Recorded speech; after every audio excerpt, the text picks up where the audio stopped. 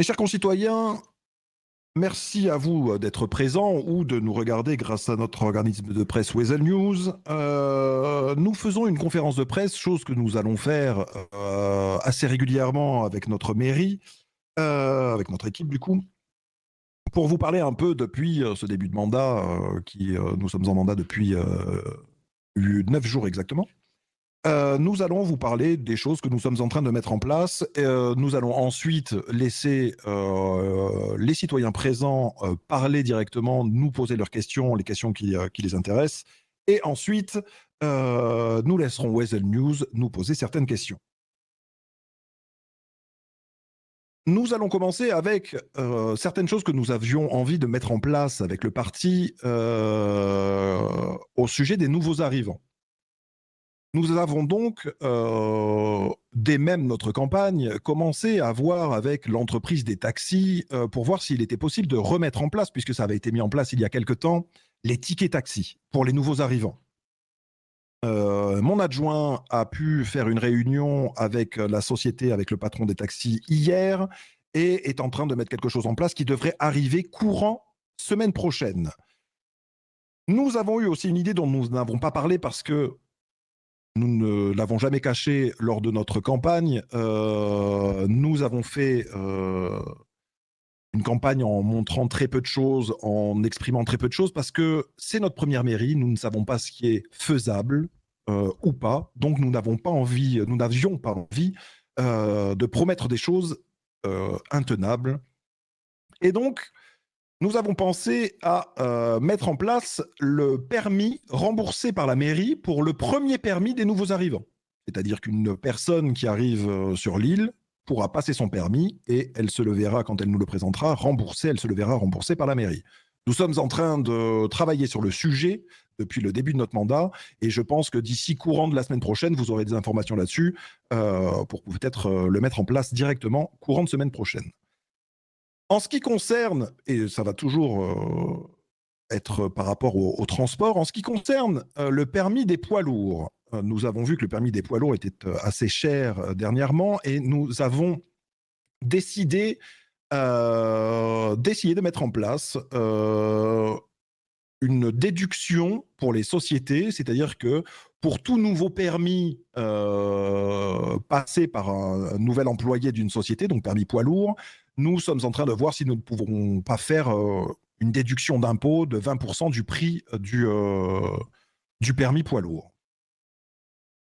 Ça, c'était un peu pour tout ce qui était, on va dire, un peu léger et toutes les choses que nous sommes en train de faire. Il y a d'autres choses aussi, mais on ne peut pas en parler maintenant parce que, comme je vous le dis, nous essayons de voir si toutes les choses sont faisables avant de pouvoir commencer à en parler. En ce qui concerne la sécurité, nous voyons, messieurs, dames, que en ce moment, il y a réellement un problème en ville, un problème de violence. Nous pensons bien évidemment à la société, par exemple, G6, qui se fait braquer à peu près une, voire deux fois par jour. Nous leur envoyons bien sûr tout notre soutien et nous sommes en étroite collaboration avec, bien sûr, nos services de l'ordre pour essayer de trouver des solutions à ça, mais également avec les employés et les directeurs de la société G6.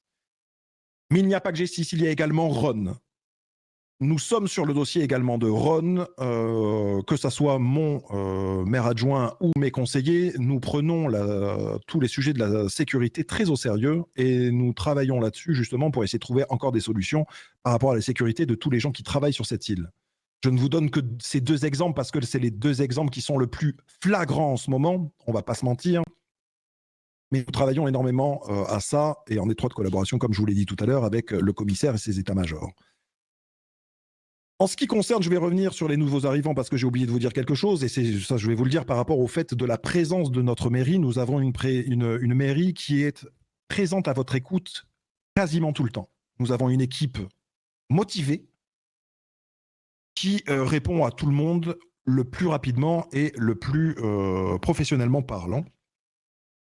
Pour vous donner une petite idée, en une semaine, à peu près une semaine, nous avons fait, notre équipe a géré 58 arrivants.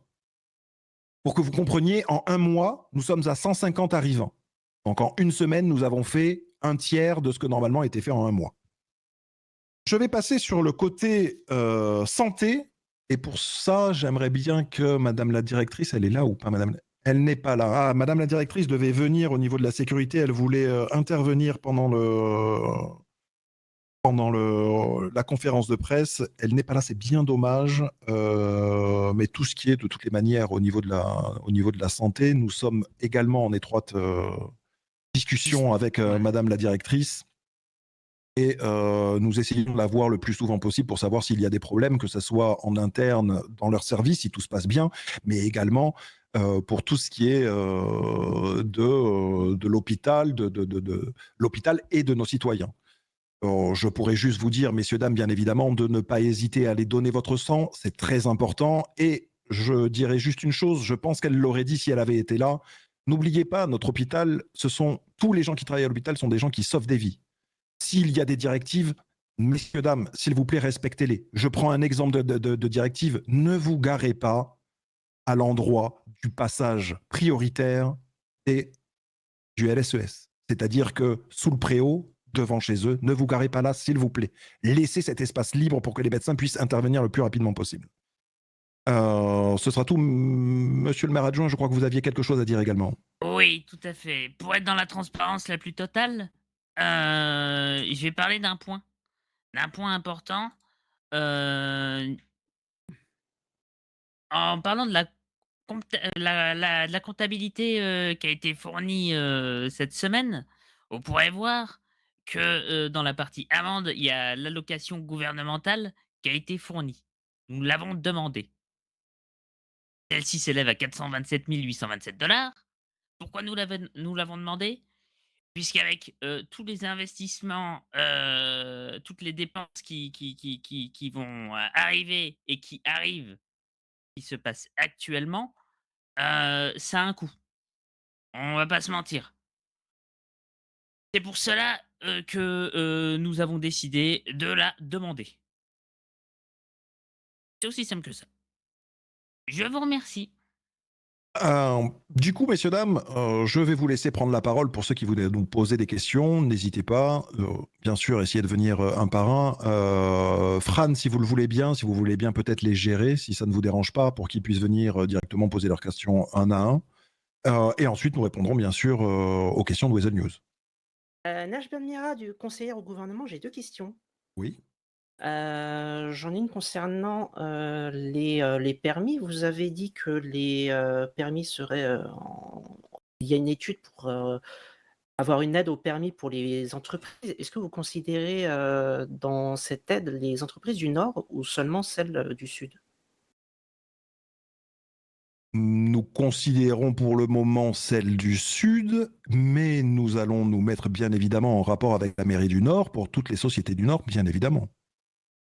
OK, Pour l'instant, la question, elle est toute simple, c'est, mais enfin, ce qui se passe au sud. OK. Ma seconde question, c'est par rapport aux aides, aux amendes du gouvernement qui sont réattribuées aux mairies, parce Ouais, que puisque vous en avez le droit. oui, tout à fait. Concrètement, est-ce qu'une mairie sans cette aide a les moyens d'effectuer, ces aides-là pour les nouveaux arrivants? Est-ce que c'est une vraie question, hein, c'est pas pour vous embêter. Est-ce que c'est faisable ou pas? Alors, Alors, c'est notre première mairie, donc nous n'avons pas le recul pour savoir si c'est faisable ou pas, sans ces aides.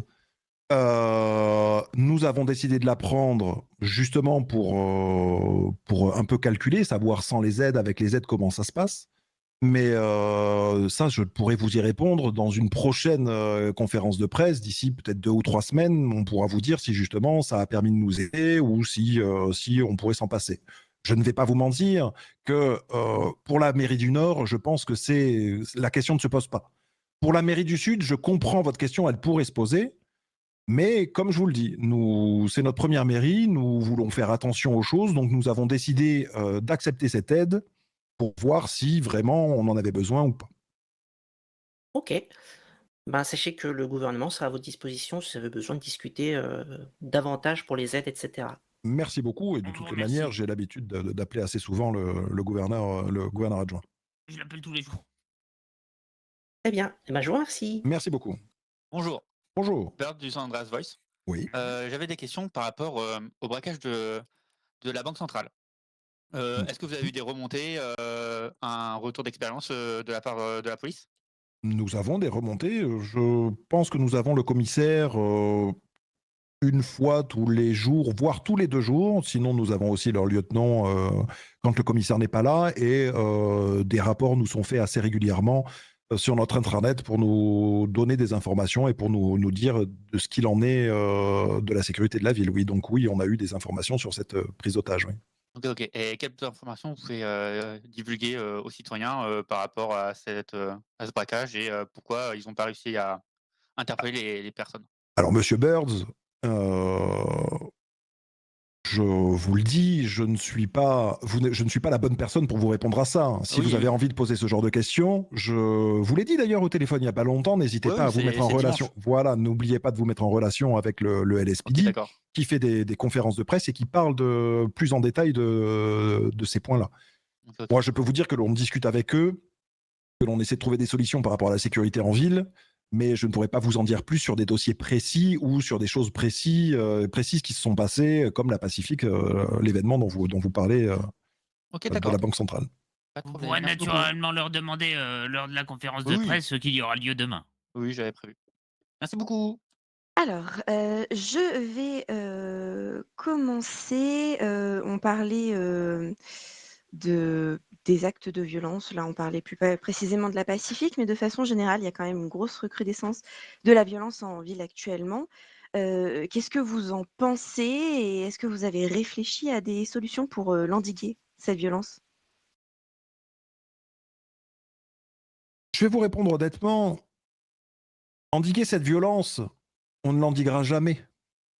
J'ai eu une discussion la dernière fois avec le commissaire qui m'a dit: «Ici, nous sommes à Los Santos et ça a toujours été un peu comme ça». Alors peut-être que, nos citoyens n'ont plus eu l'habitude ces derniers moments que, notre ville était quand même une ville assez dangereuse. Nous faisons tout pour qu'elle le soit moins.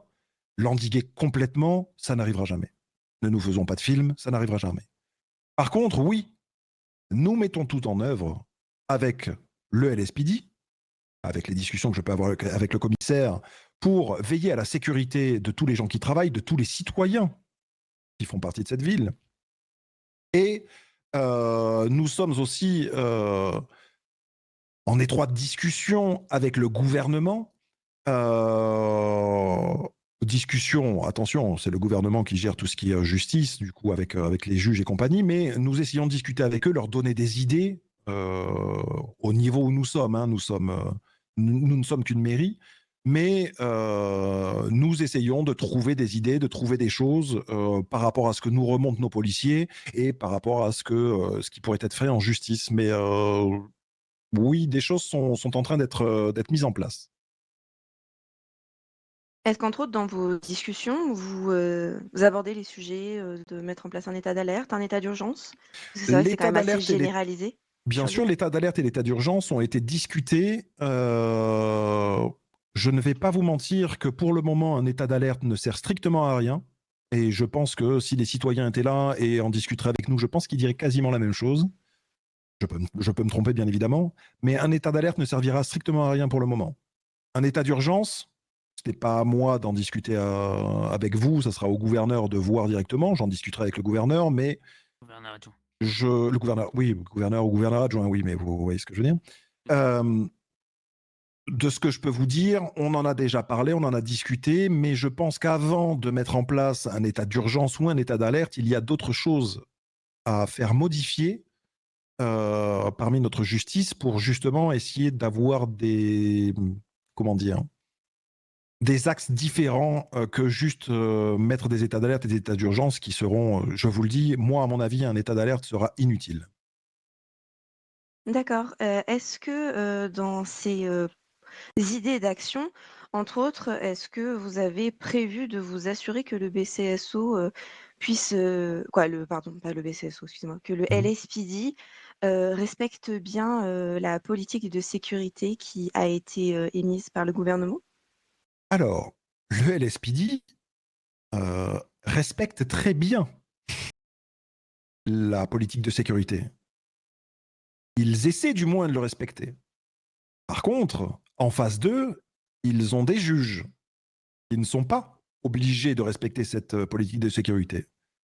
Du coup, oui, nos forces de l'ordre sont sur le terrain, voient ce qu'il se passe, essaient d'amener justement cette politique de sécurité auprès des juges, et qui est rarement entendue par les juges. D'accord, j'aimerais revenir avec vous sur un cas pratique. Le week-end dernier, un accord a été proposé par le LSPD et accepté, par, le bureau des juges Mhm. suite à un braquage de fonds, Oui. donc de l'entreprise, Groupe 6. Mhm. Actuellement, la politique de sécurité dans son premier paragraphe demande, clairement à ce qu'il n'y ait aucune, intransigeance qui soit faite, quoi d'être Mhm. que très intransigeant sur les décisions, sur les accords. Oui. Hem, Normalement, braquage de fonds, on est sur, 2 heures de pénitencier avec 100 000 $ d'amende qui, avec la période et la politique de sécurité, pourrait facilement être doublé ou triplé dans son maximum. Oui. Et nous avons eu un accord proposé par le LSPD à 1 heure et demie de pénitencier et 60 000 $ d'amende. Ce qui représente, on va dire un peu plus de la moitié de ce qui était risqué, c'est même pas la max, qui est assez étonnant pour nous, au vu de la politique de sécurité. Tout à fait. C'est étonnant pour nous aussi. Je vais vous expliquer. Et ça va être assez rapide. Enfin non, peut-être pas assez rapide, mais ça devrait être assez clair pour vous. En effet, un accord n'aurait peut-être pas dû être mis en place. Cependant, un accord a été demandé par les policiers parce que ils font leur travail et que en cellule, des discussions ont dû être mises en place et ils ont vu qu'un accord serait intéressant. Je comprends que c'est une erreur du LSPD, qui aurait dû attendre, en effet, de voir si la société qui avait été mise en cause, ou du moins les personnes qui ont été mises en cause, les victimes, de souhaiter porter plainte. Cependant, je ne vais pas tergiverser, je vais y aller direct. Madame le juge Cooper aura dit il y a de ça 2 semaines, je crois, ou un peu plus, peut-être un mois. Non, un peu moins d'un mois, je crois. Aura dit, lors d'une interview que vous avez chez vous, je crois, si je ne dis pas de bêtises, que, je la cite, on prend le soin désormais de vérifier que s'il y a des victimes, ces victimes ont pu être entendues et qu'elles ne soient pas lésées dans l'accord qui est trouvé. Aujourd'hui, il y a un problème et ce problème, vous le visez très bien. C'est simple. Des policiers ont décidé de faire un accord. Un juge vient, j'explique la procédure, un juge vient et décide de valider ou de réfuter cet accord. Aujourd'hui, un juge est venu. Et un juge n'a fait confiance qu'aux policiers. C'est-à-dire qu'il n'a pas pris ses responsabilités en se disant « c'est moi qui valide cet accord. Un accord est demandé par le LSPD, je le valide ou je le réfute. » Il aurait dû, à mon sens, et attention, je ne fais pas d'ingérence, c'est juste mon idée, hein, bien sûr, je réponds en tant que personne. Moi, je pense que il aurait dû s'écarter avec les policiers et demander s'il n'y avait pas des personnes qui étaient en train de porter plainte, etc. Donc oui, il y a eu des problèmes des deux côtés. Donc c'est des problèmes du LSPD, qui aurait dû faire attention à voir s'il pouvait faire un accord, mais également des problèmes du côté du bureau des juges. Et c'est bien dommage parce que je pense que le bureau des juges devrait être, comment dire, une sorte de tampon, une sorte de disjoncteur entre justement la police et la justice. C'est-à-dire que c'est à eux de voir s'il n'y a pas des erreurs. Quand On vous envoie, quand un policier va envoyer un dossier à un juge, au juge de bien lire le dossier et de bien voir s'il n'y a pas d'erreur dans ce dossier. Vous voyez ce que je veux dire? Donc oui, je le vois, il y a eu des erreurs dans cet accord. En tout cas, à mes yeux, je trouve que oui, il y a eu des erreurs. Est-ce que pour vous, le non-respect de la politique de sécurité est caractérisé par le LSPD dans cette affaire? La politique de sécurité n'est pas caractérisée. Dans ce dossier, la politique de sécurité a été suivie par le LSPD. C'est juste que nous ne sommes pas au plus proche des forces de l'ordre. Elles étaient au plus proche de tout ce qui s'est passé et elles étaient en cellule, en discussion avec les personnes. Aujourd'hui, vous le savez sûrement, quand des informations peuvent être données, par exemple en cellule, à des policiers, les policiers se permettent d'être un peu plus cléments, même avec une politique de sécurité. Ils se permettent d'essayer d'aller de l'avant et de faire les choses qui doivent être faites. Je vous le répète, la politique de sécurité est utilisée par les forces de l'ordre à chaque fois qu'elle est mise en place. J'ai le commissaire au téléphone souvent, en réunion souvent, et il me le dit bien. Il est pieds et poings liés face à des juges qui, aujourd'hui, ne sont pas obligés de suivre cette politique de sécurité. Et je vous invite, même si vous l'êtes souvent, Weasel News, à y aller. Mais je vous invite, chaque concitoyen, à aller voir, une fois justement, un procès et à voir ce que demandent les forces de l'ordre. Vous verrez que la politique de sécurité est tout le temps prise en compte par le LSPD. J'entends bien et c'est un fait qu'en effet, au vu de la loi actuelle et aussi pour la séparation des pouvoirs qui vise à nous protéger en tant que citoyens, en effet, les juges ne sont pas soumis à cette politique de sécurité. En Exactement. revanche, le LSPD l'est. Et est-ce que vous pouvez concevoir que dans le cadre de cet accord, les victimes se soient senties un petit peu flouées? Ah mais bien sûr qu'ils se sont sentis floués. Mais nous avons discuté avec les victimes. Et nous le comprenons qu'ils se sont sentis floués. Mais c'est une erreur humaine. Une erreur humaine qui, si tout le monde prenait ses responsabilités, n'aurait pas dû avoir lieu. Je suis d'accord. J'ai discuté avec les victimes, j'ai discuté avec la société qui avait été prise en otage, j'ai discuté avec eux. Et je suis d'accord avec vous. Ils se sentent lésés. C'est pas ils doivent se sentir lésés, c'est ils se sentent lésés. Mais je le répète, l'erreur est humaine, même, et j'en suis désolé, mais l'erreur est humaine, mais c'est pour ça qu'il y a et des policiers et des juges dans la mise en place d'un accord. C'est pas juste pour qu'un juge arrive et dise « Ok, c'est bon, allez signer ». Non. Le juge doit aussi faire attention. Et si l'erreur ne viendrait que du LSPD, le juge l'aurait dit. Et nous aurions eu des remontées par le gouvernement qui nous aurait dit « Attention, vos agents du LSPD ont fait une erreur ici. Heureusement que nos juges étaient là. Sinon, des personnes auraient été lésées. » Aujourd'hui, il y a une faille là-dessus. Faille qui, je l'espère, va être corrigée, mais faille qui existe. Aujourd'hui, vous reconnaissez en effet, bah, voilà, l'erreur humaine, commise, par le LSPD. En pratique, comment est-ce que ça se matérialise? C'est-à-dire, Est-ce qu'il va y avoir des conséquences pour le LSPD? Est-ce que des choses ont été actées par écrit? Ou est-ce que c'est juste un échange de, bah, faites gaffe la prochaine fois?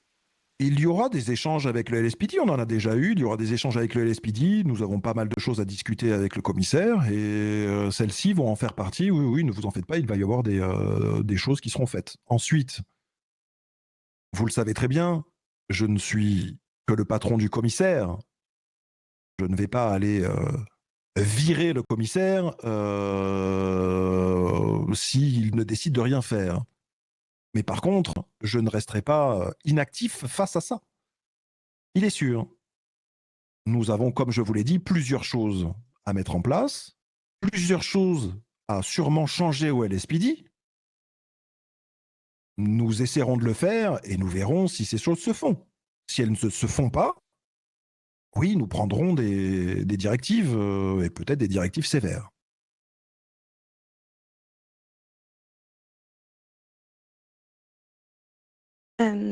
Merci beaucoup. Merci à vous. Je vous propose maintenant de changer un peu de sujet. Oui. Et de tourner notre regard vers le travail de la mairie du Nord. Oui. Ils ont fait pas mal de modifications, entre autres la suppression de la prime d'ancienneté. Est-ce que vous avez prévu potentiellement de vous aligner sur leur Non, choix? non. Je Non. vous coupe direct. Excusez-moi, hein, je vous coupe un peu, mais non, ce ne sera pas fait, non. Attention, ne le prenez pas comme de l'arrogance ou quoi que ce soit. Ce n'est pas ça. Nous n'avons pas les mêmes mairies. Nous n'avons pas les mêmes fonds. Nous pouvons nous permettre aujourd'hui de ne pas toucher à tout ça. Donc nous ne le ferons pas. Si la mairie du Nord se voit dans l'obligation de le faire, je les comprends, il n'y a aucun souci. Maintenant, non, nous n'allons pas nous aligner à ce qu'a fait la mairie du Nord. D'accord. Et la dernière petite question que j'ai en stock, lors du début de votre mandat, voire même un petit peu avant qu'il commence, nous avions pu avoir une discussion au sujet de vos relations avec le représentant de la commission patron. À l'époque, vos relations étaient compliquées. Est-ce que on est sur un statu quo? Est-ce que ça a évolué? Non, nous sommes sur un statu quo, je pense. Après, je n'ai pas de mauvaise relation avec lui. Enfin, moi, je ne pense pas. Peut-être qu'il y a des choses dont il voudrait me discuter avec moi, mais ça, je pense que ça ne vous regarde pas. Je pense que c'est des choses entre humains et pas entre maire et patron de la commission. Enfin, directeur de la commission patron. Mais s'il veut venir discuter, il n'y aura pas de souci, mais ce ne sera que citoyen avec citoyen. Rien à voir avec nos rôles, nos rôles respectifs. Eh bien, merci beaucoup. Ce sera tout pour Louisiane News. Merci à vous. Au revoir, merci. J'ai une nouvelle question. On parle beaucoup de sécurité, de santé et d'argent également. Est-ce que je vais aller sur une note un peu plus légère. Est-ce que en termes d'événementiel, vous avez des projets? Est-ce que vous souhaitez en parler ici? Alors, oui, il y a un projet qui est prévu. Je vais pas en parler tout de suite parce que c'est sans préparation. Mais oui, oui, il y a un truc. Et c'est pas pour dire qu'il y a un truc, il y a vraiment un truc. OK. Et ben, tant mieux. Je vous remercie. Merci à vous. Merci. Si personne d'autre n'a de questions, c'est très bien, c'est OK pour nous. Merci énormément en tout cas d'avoir été présent. On vous remercie. Nous essaierons bien évidemment de faire des conférences de presse le plus souvent possible. Et je le répète, comme je l'avais dit lors de notre campagne, la mairie n'est pas à nous, elle est à nos concitoyens. Nous ne sommes que des locataires d'un bureau.